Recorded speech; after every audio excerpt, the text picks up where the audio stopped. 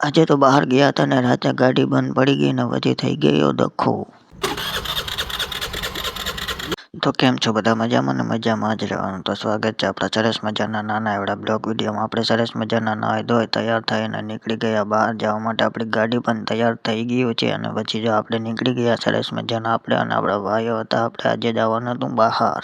આજે આપણે હોળી હતી એ માટે આપણા ભાણુભા છે વરાજો બનવાના હતા એટલે આપણે ત્યાં જવાનું. તો ચાલો ત્યાં જઈને મળીએ.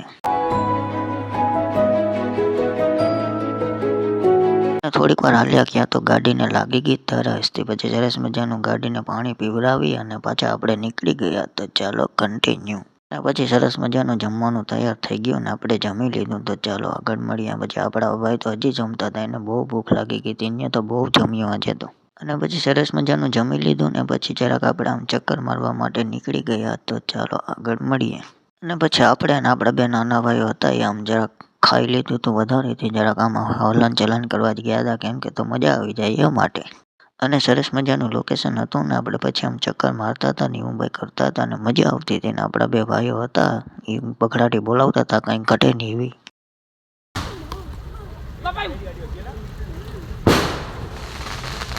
અને આ છે આપણા ભાણુભા જે આજ વરાજો બન્યા હતા એ.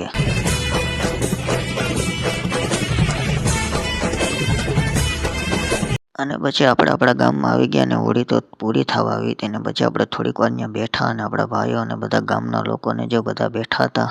અને ભાઈ પછી આપણે આપણા ઘરે જવા માટે નીકળી ગયા પણ ગાડીને જરાક ટાટ લાગી ગઈ હતી તે ઉપડવાનું નામ જ નથી લેતી.